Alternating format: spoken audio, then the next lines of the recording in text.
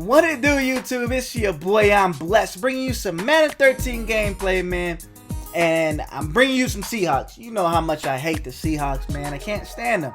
But I'm bringing them to you anyway. I'm going up against the Philadelphia Eagles, man. And this gameplay is just basically talking about some Madden 25. First things first, what you going to do when you get the game. Second, man, I mean, that's just the main thing I want to talk about. But there's other things, man. Don't play like a douchebag. Alright? This dude is a total douchebag. Alright? He played the game. Went for an onside kick when he wasn't supposed to. Diving. Diving really don't bother me. I mean, I don't know how it bothers other people. Other people say it's disrespectful. I don't care. It's just a useless animation. It doesn't affect anything. It's not like you getting an extra possession from diving. So diving don't bother me. You can dive on me all you want. I mean, it's just going to motivate me more to get back in the end zone. So diving, taunting, whatever. That stuff don't bother me, man. So I ain't worried about that. But he dove on me. And then he went for an onside kick. And you know it's on from there. You know I'm going to hit him with the dirtbag move. I'm going to hit him with the dirtbag move back.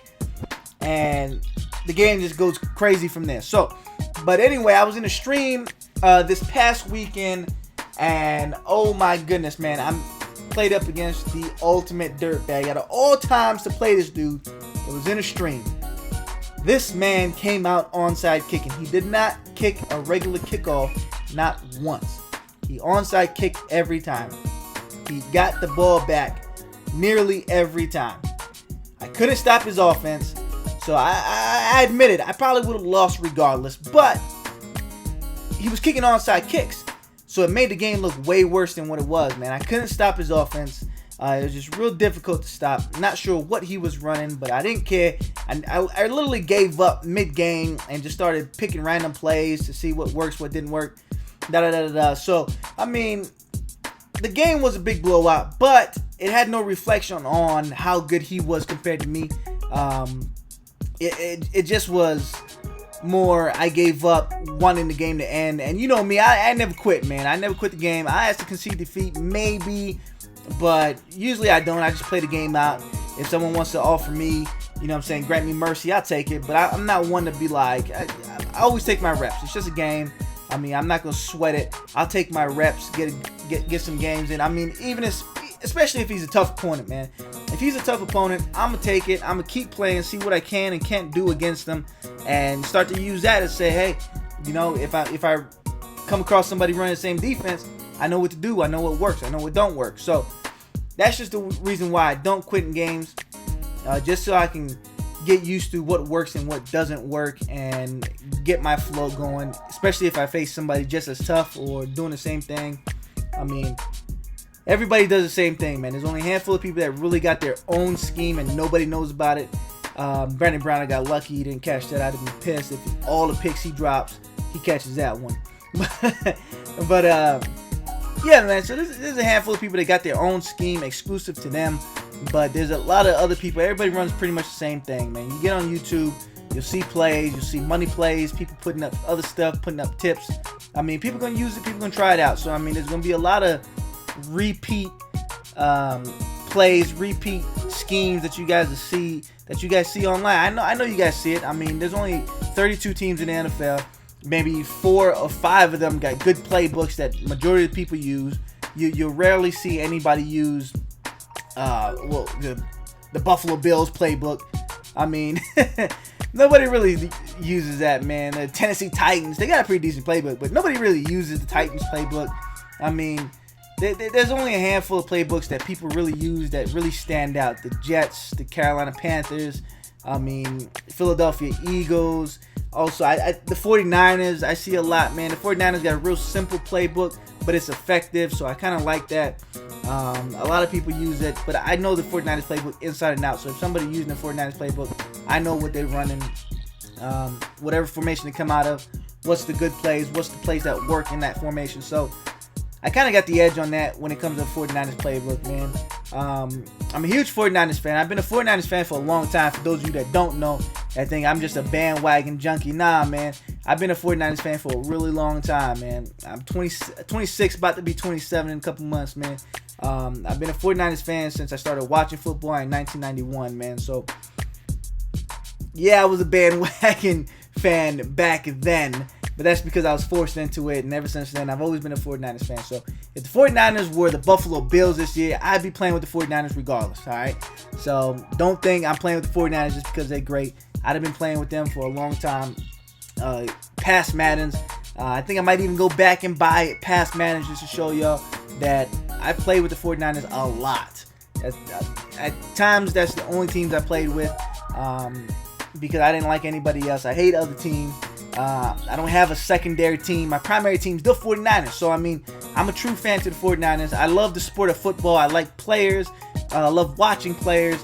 But as for teams, I can't stand other teams, man. I hate every other team that's not San Francisco 49ers. So,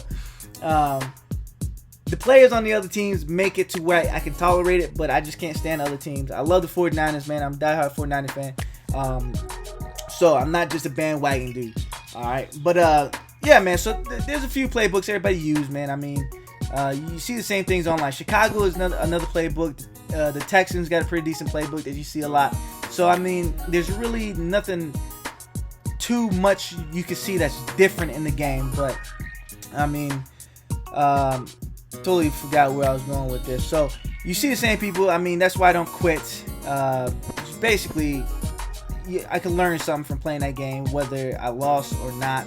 There's always something to be learned. I don't know if that makes sense. But yeah, man. So I never quit. But this dude literally put 94 points up on me, man. He almost scored 100, and a lot of it was I gave up on defense. I just want to try and get back on offense and figure out what I could do. His offense, I tried to stop it. I couldn't stop it. I literally gave up. I was just like, random play. Game flow chose my play. Try and make adjustments according to what game flow was giving me. But nothing. I wasn't really taking the defense part too serious because I already lost, man. I lost mentally in that game. So I just tried to get back on offense, see what I could do against his defense, which is pretty tough. But I ended up getting the hang of it after a while, man. But he just kept kicking onside kickoffs, and he kept kicking it onside, and he kept getting it back too, man. I'm talking about he got like 7 of them joints back. 7 of them joints. So I just couldn't stand it, man. But I ended up not quitting. We had a good time, man. And the stream was like, quit. And I was like, I ain't quitting. Nah, I ain't quitting. They was making bets, betting if this dude was going to put up 100 on me. So I kept the game going and kept passing. So that way it didn't look like I was milking the clock or anything like that. So I kept passing, stopping the clock. But it was a good time, man. That was a horrible, painful loss. But I learned a couple things from that game that I could actually use next time I face somebody doing that same thing. He was running the Texans playbook, by the way, just in case anybody was wondering. Also, next thing I want to get into, man, Madden 25. First things first. First thing I'm going to do when Madden 25 comes out, I'm going to grab my San Francisco 49ers, because that's what I do. I'm going to go through the depth charts. You always got to go through the depth charts, you know what I mean? Check stats, check rookies, check who was upgraded, fastest plays in the game, best awareness players in the game. I mean, big hitters, block shedders. I mean, you got to look at all that stuff. Excuse me. So, I mean, I'm going to go through the depth chart, look at everybody, but mainly I'm going to dissect the San Francisco 49ers, man. I'm going to dissect them, break them down, see who's the fastest, where to put them, where would I put them, what kind of scheme I'm going to be using. And once I start to take a look at the depth chart and see what I'm working with it, I'm going to go ahead and go to practice mode. First playbook I'm going to, Philadelphia Eagles. Chip Kelly is an offensive genius. He makes plays happen, man. In college, he tried to score in 8 plays or less. He's the master of the know-huddle. He is offense. He's just a genius, man. This dude has a mastermind when it comes to speed. You give him speed on a team and he'll dominate. So, Chip Kelly, I'm going to break that playbook down. Let me know what you guys are going to do when Madden 25 comes out. I'm mainly going to be running Chip Kelly's offense. But the game's wrapping up while Marshawn Lynch goes ahead and trots into the end zone for the last play of the game. He ends up quitting. But that's it for now, man. Leave his comments down below. I'm going to holler at y'all later. Deuces, y'all. I'm out.